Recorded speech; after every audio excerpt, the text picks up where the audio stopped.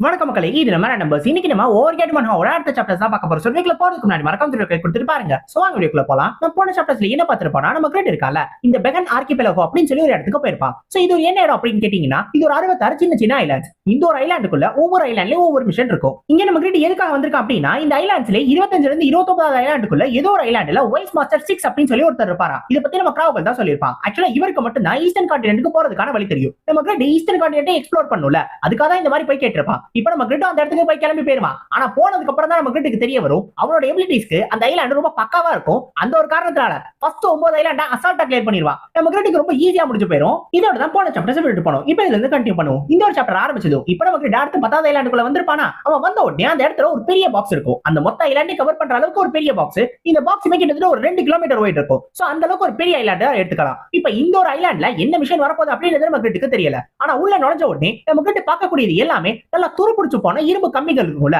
அந்த மாதிரி கம்பியை நிறைய இடத்துல குத்தி வச்சிருப்பானுங்க. அந்த மாதிரி ஆயிரக்கணக்கான ராட்ஸ் அந்த ஐலாண்ட் ஃபுல்லாவே குத்தி வச்சிருப்பானுங்க. அது என்ன ஏது அப்படின்றது நமக்கு தெரியாது. அதுவும் இல்லாம நமக்கு இதுக்கு முன்னாடி இருக்க அந்த 9 ஐலாண்ட அசால்ட்டா கிளியர் பண்ணிட்டான். அந்த காரணத்தினால இதுல கவனமா தான் இருக்கணும் அப்படின்னு சொல்லி யோசிச்சுட்டு இருப்பான். இப்போ நமக்கு சுத்தி முத்தி பார்த்துட்டு இருக்கும்போது கரெக்டா அந்த குவெஸ்ட் ஜெனரேட் ஆயிரும். இந்த குவெஸ்ட் என்ன அப்படின்னா, இந்த ஒரு ஐலாண்ட்ல மேல இருந்து மின்னல் தாக்கிக்கிட்டே இருக்குமா, அந்த மின்னலை டாச் பண்ணும், அதாவது அதுல இருந்து தப்பிச்சு போகணும். இந்த ஒரு மிஷன் ஸ்டார்ட் ஆனது வானத்துல இருந்து அந்த மின்னல் இருக்குல்ல, அது தொடர்ச்சியா தாக்கிக்கிட்டே இருக்கும். அதுவும் நமக்கு எங்க இருக்கானோ கரெக்டா குறி வச்சு தாக்கும். சோ அப்படி இருக்கிறப்ப நமக்கு இதுல இருந்து தப்பிச்சு தான் அந்த ஒரு இன்னொரு இடத்துக்கு போகணும். ஆப்போசிட் இடத்துக்கு போயிட்டானா இந்த மிஷன் ஓவர் ஆயிடும். ஆனா இதுல பிரச்சனை என்ன அப்படின்னா, அந்த மின்னல் ஒரு தடவை நம்ம கிரிட் மேல பட்டாலும் நம்ம கிரிட் செத்துருவா. சோ நம்ம கிரிட் அதுக்கு ஏத்த மாதிரி அதை டிஃபெண்ட் பண்ணி எப்படியா தப்பிச்சு போகணும். நம்ம கிரிட் இந்த 9 ஐலாண்ட் ரொம்ப ஈஸியா முடிச்சிட்டானா, அதனால இந்த 10வது ஐலாண்ட்ல டிஃபிகல்ட்டி 3 இன்கிரீஸ் ஆன மாதிரி ஆயிடுச்சு. அதுவும் இல்லாம இந்த இடமே ரொம்ப ஓபன் ஸ்பேஸா இருக்கு. இப்படி வெட்ட வெளியில வந்து இறக்கி விட்டுருக்கானுங்களே, ஒரு மரம் கூட இல்லையா அப்படின்னு சொல்லி யோசிப்பா. ஆனாலும் நம்ம கிரிட்டுக்கு ஒரு டவுட் இருக்கும். இந்த மாதிரி இருக்கிற வெட்ட வெளியில வெறும் மின்னல்ல இருந்து மட்டும் தப்பிக்கணும் அப்படின்னா இதுக்கு சம்பந்தமே இல்லாம இத்தனை 6 இங்க குத்தி வைக்கணும். அதுவும் இல்லாம எல்லாமே எதுக்கு இந்த மாதிரி ரஷ்யா இரும்பா இருக்கணும். ஏதோ ஒரு டவுட்டா இருக்கு. இது என்னன்றதை செக் பண்ணி பார்க்கணும்னு சொல்லிட்டு நம்ம கிட்ட அவனோட லெஜெண்டரி பிளாக்ஸ்மித் அப்ரைசலை யூஸ் பண்ணுவான். அப்பதான் அது என்னன்றது தெரிய வரும். ஆக்சுவலா அது எல்லாமே லைட்னிங் ராட்ஸ். அந்த லைட்னிங் ராட்ஸ் தான் ஆயிரக்கணக்கில் இங்க குத்தி வச்சிருக்கானுங்க. ஆனா பிரச்சனை என்ன அப்படின்னா, ஒரு லைட்னிங் பட்டாலே அது எல்லாமே அப்படியே காத்தோட காத்தா கரைஞ்சு போயிருமா. அந்த அளவுக்கு தான் அதோட டியூரபிலிட்டி இருக்கு. ஆனா இது அந்த லைட்னிங் அப்சர்வ் பண்ணிரும். அந்த ஒரு காரணத்தினால ஒரு லைட்னிங்ல இருந்து நம்ம கிட்ட தப்பிச்சிட முடியும். சோ இந்த ஆயிரக்கணக்கான ராட்ஸை யூஸ் பண்ணி நம்ம கிட்ட ஓவர்டா அப்படியே வேக வேகமா அடுத்த ராட்க்கு மூவ் பண்ணி அவன் ரொம்ப வேகமா எக்ஸிட்க்கு போகணும். அப்படி போனா மட்டும் தான் நம்ம கிட்ட இந்த ஒரு விஷயம் முடிக்க முடியும். ஆனா நம்ம கிட்ட அப்படி யோசிப்பானா என்ன, நம்ம கிட்ட வேற மாதிரி யோசிக்க ஆரம்பிச்சிருவா. இப்போ இது எல்லாத்தையும் பார்த்துக்கிட்டு இருக்கிற அந்த ஸ்டிக்ஸ் இருக்கார்ல, அவருக்குமே ஒரு மாதிரி நம்ம கிட்ட இந்த ஐலாண்ட்ல தோத்துருவானோ அப்படின்னு சொல்லி ஒரு பயம் இருக்கும். ஏன் அப்படின்னா இது வரைக்கும் அந்த ஐலாண்ட்ஸ்ல நம்ம கிட்ட எல்லாத்தையுமே ரொம்ப வித்தியாசமா கிளியர் பண்ணா. அவன் ரொம்ப ஈஸியாவே எல்லாத்தையும் கிளியர் பண்ணிட்டான். ஆனா இந்த ஐலாண்ட் அப்படி கிடையாது.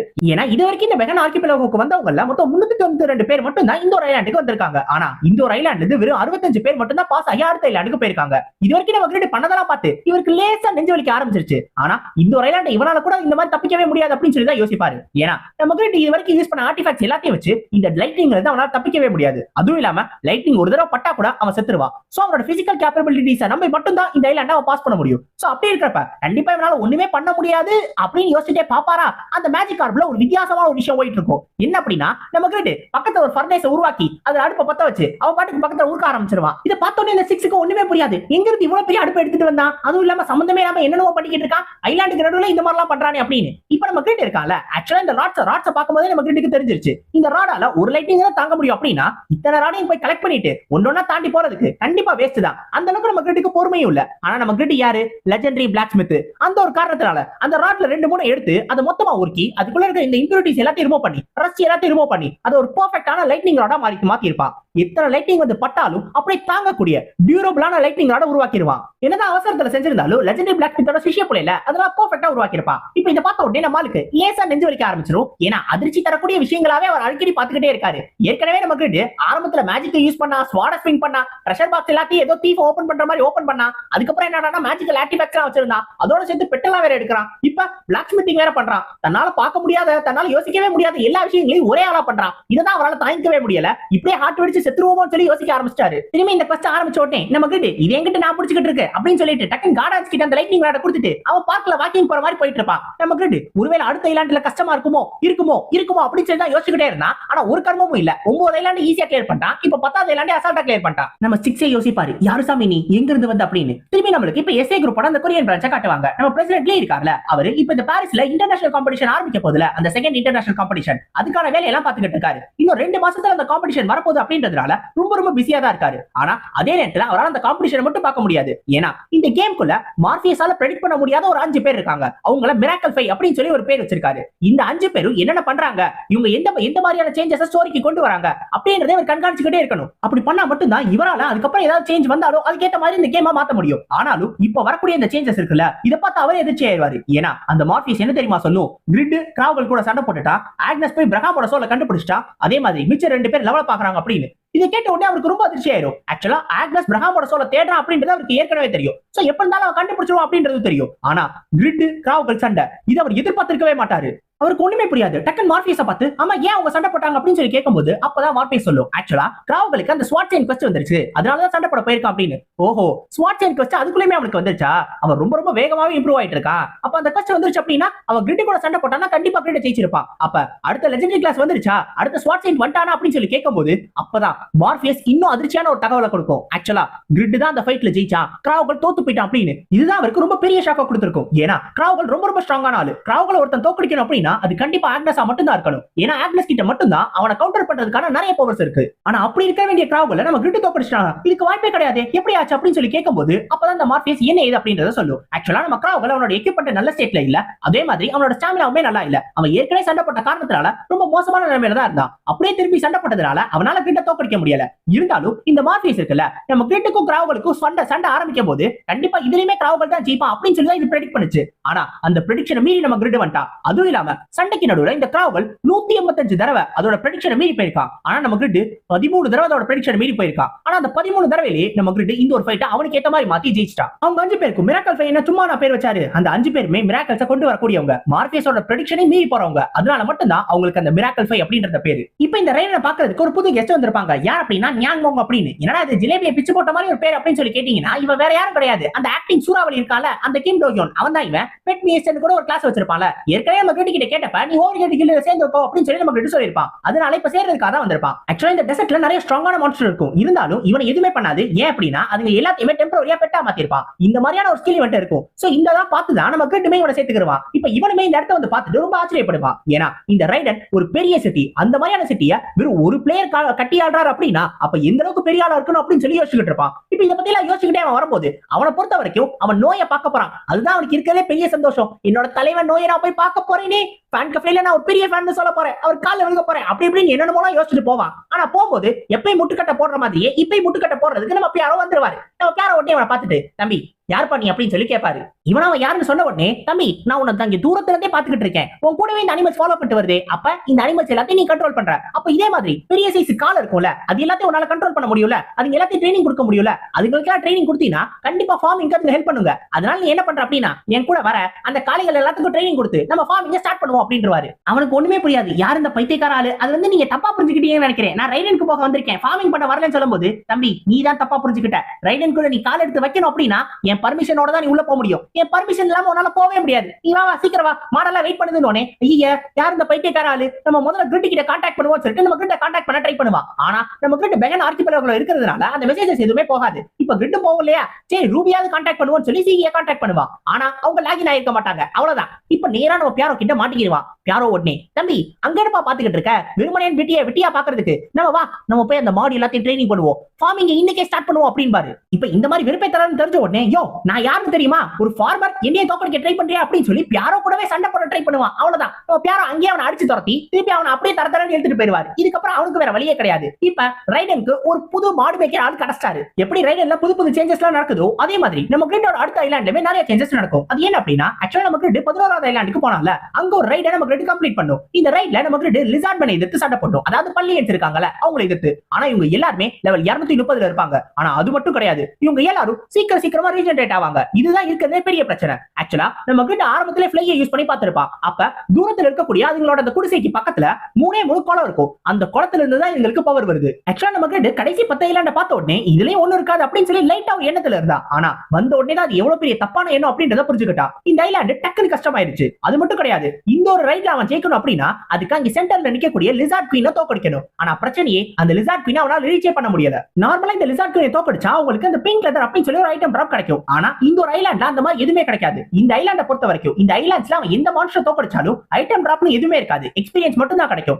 ஆனா நம்ம கிரிட்டுக்குமே அந்த மாதிரியான ரிவார்ட்ஸ் எல்லாம் தேவையில்ல. ஏன்னா நம்ம கிரிட்டுமே இங்க முழுக்க முழுக்க வந்ததுக்கு காரணமே ஈஸ்டர்ன் கான்டினென்ட்க்கு போகணும் அப்படின்றதுக்காக மட்டும்தான். அதுக்கு அந்த ஸ்டிக்ஸை பார்க்கணும். ஆக்சுவலா நம்ம கிராவல் சொன்னதை வச்சு பார்த்தா இந்த பெகன் ஆர்கிபெலகோட கிட்டத்தட்ட அந்த மிடில்ல தானே அவர் இருக்காரு. இந்த ஸ்டிக்ஸ் அந்த ஸ்டிக்ஸ் எக்ஸாக்ட்டா யார் அப்படின்றது நம்ம கிரிட்டுக்கு தெரியாது. ஆனா அவரை பார்த்தாதான் அவனால ஈஸ்டர்ன் கான்டினென்ட்க்கு போக முடியும். ஆனா அதெல்லாம் தாண்டி இப்ப நம்ம கிரிட்டுக்கு ஒரு ஆர்வம் வர ஆரம்பிச்சிடும். ஒருவேளை அந்த ஸ்டிக்ஸை தாண்டி அதுக்கப்புறம் என்ன இருக்கும், விச் ஐலாண்ட்ஸ்ல என்ன இருக்கும், அந்த கடைசி ஐலாண்டானா 66வது ஐலாண்ட்ல என்ன இருக்கும் அப்படின்னு சொல்லி யோசிக்க ஆரம்பிச்சிட்டான். நம்ம கிரிட்டுக்குமே சேலஞ்சர் பாயிண்ட்ஸ் வேற கிடைச்சிட்டே இருக்கு. இந்த சேலஞ்சர் பாயிண்ட்ஸ் வச்சு என்ன பண்றது அப்படின்றது நம்ம கிரிட்டுக்கு இது வரைக்கும் தெரியல. இருந்தாலும் நம்ம கிரிட்டு இப்போதைக்கு இது எல்லாத்தையும் பத்தி தெரிஞ்சுக்கணும்னா முதல்ல இந்த பள்ளியன்ஸை தோக்கடிக்கணும். அதுக்கு நம்ம கிரிட்டு தூரத்துல இருக்க ஆளுங்க கிட்ட எல்லாத்தையும் கம்ப்ளீட் பண்ணிட்டீங்களா அப்படின்னு சொல்லி இங்க இருந்தே கத்தி கேட்பான். ஆக்சுவலா நம்ம கிரிட்டை பொறுத்த வரைக்கும் அவனுக்கும் கிராவலுக்கும் இருக்கிற அந்த பெரிய டிஃபரன்ஸ் எக்ஸ்பீரியன்ஸ் மட்டும் தான். அப்படிதான் நம்ம கிரிட்டு யோசிக்கிறான். ஏன்னா நம்ம கிராவல் நிறைய விஷயத்தை எக்ஸ்ப்ளோர் பண்ணிருக்கான். அவனுக்கு நிறைய விஷயத்தை பார்த்ததுனால அவனோட எக்ஸ்பீரியன்ஸ் அதிகமா இருக்கு. ஆனா நம்ம கிரிட்டு கிட்ட அந்த ஒரு விஷயம் இல்ல. அதனால மட்டும் தான் நம்ம கிரிட்டை இவ்வளவு தூரம் கிளம்பி வந்து இது எல்லாத்தையும் கத்துக்கணும் அப்படின்னு சொல்லி ஆசைப்படுறான். ஆக்சுவலா நம்ம கிரிட்டு இந்த ரீஜெனரேஷனை தடுக்கிறதுக்கு அவனோட மூளையை பயன்படுத்தி அவனாவே ஒரு வழியை கண்டுபிடிச்சான். அது என்ன அப்படின்னா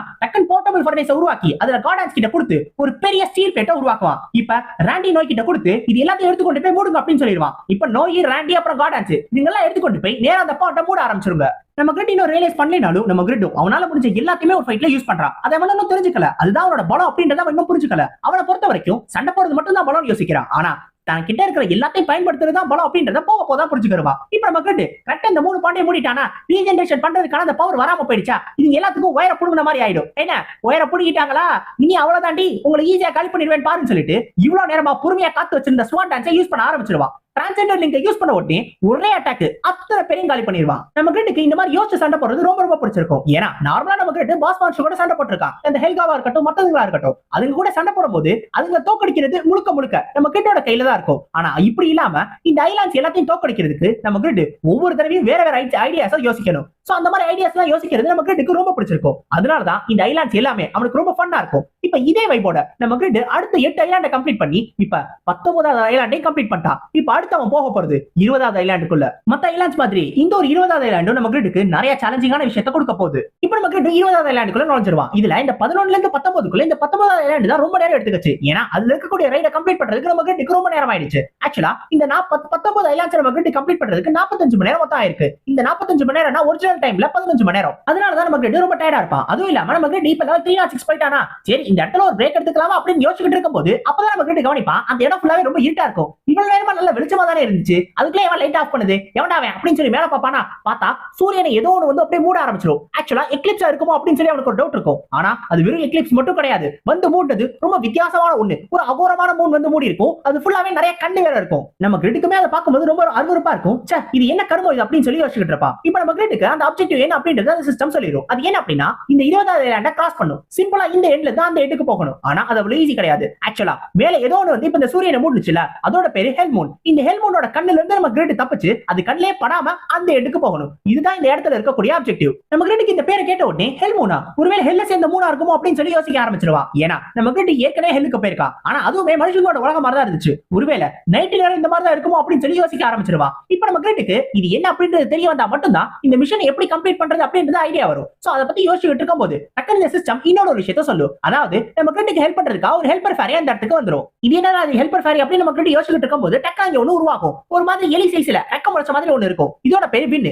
ஆக்சுவலா இதுதான் அந்த ஹெல்பர் ஃபேரி. இது அந்த ஸ்டிக்ஸ் இருக்கார்ல அவருக்கு கடமைப்பட்டிருக்கா. அந்த காரணத்தினால சேலஞ்சஸ் எல்லாத்துக்கும் ஹெல்ப் பண்ணுதா. இப்போ இது கேட்ட உடனே நம்ம கிரிட்டுக்கு ஆச்சரியமாயிடும். இது ஸ்டிக்ஸுக்கு கடமைப்பட்டிருக்கியா, அப்ப அந்த ஸ்டிக்ஸுமே சேலஞ்சஸ்க்கு ஹெல்ப் பண்ணணும் ட்ரை பண்றாரான்னு கேட்கும்போது அப்பதான் அந்த வின்னு சொல்லும். ஆமா ஸ்டிக்ஸ் இருக்கிறதே ஒரு பெரிய சேலஞ்சருக்காக வெயிட் பண்றாரு இந்த ஐலாண்ட் எல்லாத்தையும் கம்ப்ளீட் பண்ணும் அப்படின்னு. இப்போ நம்ம கிரிட்டோட கேள்விகள் இன்னும் அதிகமா ஆரம்பிச்சிடும். ஏன்னா இப்போ இந்த ஸ்டிக்ஸ் இந்த சேலஞ்சருக்காக ஹெல்ப் பண்றாரு, ஒரு பெரிய சேலஞ்சருக்கு வெயிட் பண்றாரு அப்படின்னா அப்ப அவர் இந்த ஐலாண்ட்ஸை உருவாக்கல. அப்ப உருவாக்குனது யாரு? உண்மையிலே இந்த ஐலாண்ட்ஸை எதுக்காக கிரியேட் பண்ணிருக்கணும்? இதுக்கான காரணம் என்ன? அந்த கடைசி ஐலாண்ட்ல அப்படி என்னதான் இருக்கு அப்படின்னு சொல்லி யோசிக்க ஆரம்பிச்சிருவா. அப்ப இந்த வின்னு சொல்லும், ஆக்சுவலா இந்த ஐலாண்ட்ஸ் எல்லாமே ஆரம்பத்துல இருந்து இப்படியே தான் இருக்கு. அதனால இந்த ஐலாண்ட்ஸ்ல சேலஞ்சஸ் யார் உருவாக்குனாங்க அப்படின்றது எனக்கு தெரியாது. அதுவும் இல்லாம நீங்க கடைசி ஐலாண்ட் பத்தி தெரிஞ்சுக்கணும்னா நீங்க ஸ்டிக்ஸ் கிட்ட தான் கேட்கணும் அப்படின்னு சொல்லும். அப்போ உனக்கு ஆரம்பத்துல இருந்து ஒண்ணுமே தெரியாது. இது தெரியாம ஹெல்பர் ஃபேரின் பேர் வேற, நீ எல்லாம் எதுக்கு ஹெல்பர் ஃபேரின் பேர் வச்சிருக்க பக்கி? இதை எதுக்கு நீ 20வது ஐலாண்ட்ல வந்து சொல்றேன், ஆரம்பத்திலே வந்து சொல்லி தொலைய வேண்டியதானே, முதல் ஐலாண்ட்ல நுழையும் போது வந்து சொல்லிருக்க வேண்டியதானே கேட்கும்போது, அதெல்லாம் இல்ல, நான் அப்படிலாம் எல்லாருக்கும் ஹெல்ப் பண்ணிட மாட்டேன். யார் 20வது ஐலாண்ட் ரீச் பண்றாங்களோ அவங்களுக்கு மட்டும் தான் நான் ஹெல்ப் பண்ணுவேன். ஏன் இப்போ கூட நான் உங்களுக்கு ஹெல்ப் பண்ண போறேன். இந்த ஐலாண்ட பத்தின டீடைல் இன்ஃபர்மேஷன் நான் உங்களுக்கு கொடுக்க போறேன் அப்படின்னு சொல்லு.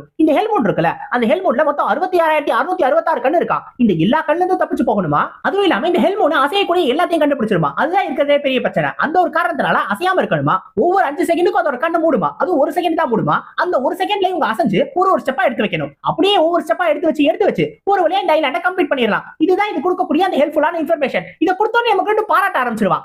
ரொம்ப ரொம்ப சூப்பரான இன்ஃபர்மேஷன், அற்புதமான இன்ஃபர்மேஷன் கொடுத்திருக்க. இந்த இன்ஃபர்மேஷனை வச்சு நான் என்ன நாக்க வலிக்கவா? எப்படி நான் ஒவ்வொரு ஸ்டெப்பா எடுத்து வைப்பேனா? அதுவும் ஒவ்வொரு 5 செகண்டுக்கு நான் ஒவ்வொரு ஸ்டெப்பா எடுத்து வைக்கணுமா? இப்படியே எடுத்து வச்சு வாரக்கணக்கில் நான் இங்கேயே நடந்துகிட்டே இருக்கணும். நான் என்ன பாத யாத்திரைக்கா வந்தேன்? ஏன்னா உனக்குலாம் எவன ஹெல்பர் ஃபேரிங் பேர் வச்சது? இந்த விளக்கத்தை கொடுக்கிறதுக்கு சார் 20வது ஐலாண்ட் வரைக்கும் வெயிட் பண்ணாராம். அதுக்கு முன்னாடி இருக்கிறவங்க யூஸ்லெஸ்ஸா, போடாடே நீ தான் யூஸ்லெஸ் அப்படின்னு சொல்லி நம்ம கிட்ட கத்த ஆரம்பிச்சிடுவான். அப்போ இந்த ஹெல்பர் ஃபேரியும் இருங்க நீங்க கொஞ்சம் பொறுமையா இருங்க, ஆக்சுவலா இது ஒண்ணுதாங்க வழி, வேற வழியே கிடையாது அப்படின்னு சொல்லுவான். இப்போ இத சொன்ன உடனே நம்ம கிட்ட யோசிக்க ஆரம்பிச்சிடுவான். ஆக்சுவலா இவனை தட்டி ஒண்ணும் பண்ண முடியாது, எப்படி இருந்தாலும் இந்த ஐலாண்ட கிராஸ் பண்ணி தான் ஆகணும். இது வந்தாலும் சரி வரலைனாலும் சரி. நம்ம கிட்ட இப்போ இது என்ன பண்றது அப்படின்னு சொல்லி யோசிச்சுட்டு இருப்பான். அப்ப அந்த ஹெல்பர் ஃபேர் கிட்ட ஒரே ஒரு கேள்வி கேட்பான். அதாவது கண்ணு மூலமா பாக்குறத தவிர வேற ஏதாவது சென்சஸ் மூலமா என்னோட எக்ஸிஸ்டன்ஸை ஃபீல் பண்ண முடியுமா? அந்த மாதிரியான சென்சஸ் அதுக்கிட்ட இருக்கா அப்படின்னு சொல்லி கேட்பான். இதை கேட்ட உடனே இந்த ஹெல்பர் ஃபேரியும் அது வந்துங்க நான் கேள்விப்பட்ட மாதிரிக்கும் அந்த மாதிரி எதுவும் இல்லங்க, அந்த மாதிரிலாம் எதுவும் இருக்க முடியாது, கண்ணை மட்டும் தான் வச்சு பார்க்க அப்படின்னு சொல்லுவான். ஓஹோ அப்படியா, அப்படின்னா இது ஈஸியா கிளியர் பண்ணிடலாம். அப்படின்னா நான் ஒரு பிரேக் எடுத்துக்கிறேன், பிரேக் எடுத்துட்டு அப்புறமா வரேன், டாடா பை பைன்னு சொல்லிட்டு நம்ம கிட்ட லாக் அவுட் பண்ணிட்டு போயிடுவா. வீட்டுக்கு போயிட்டு நல்லா ஒரு தூக்கத்தை போட்டுருவா. தூக்கத்தை போட்டு எந்திரிச்சதுக்கு அப்புறம் தான் இப்ப நம்ம கிட்ட நல்லா ஃப்ரெஷ்ஷா இருப்பா. இப்போ அவங்க தங்கச்சி அவனை பார்த்து, அண்ணா நீ ரொம்ப நாள் பில்டிங்க கட்ட கொடுத்துட்டு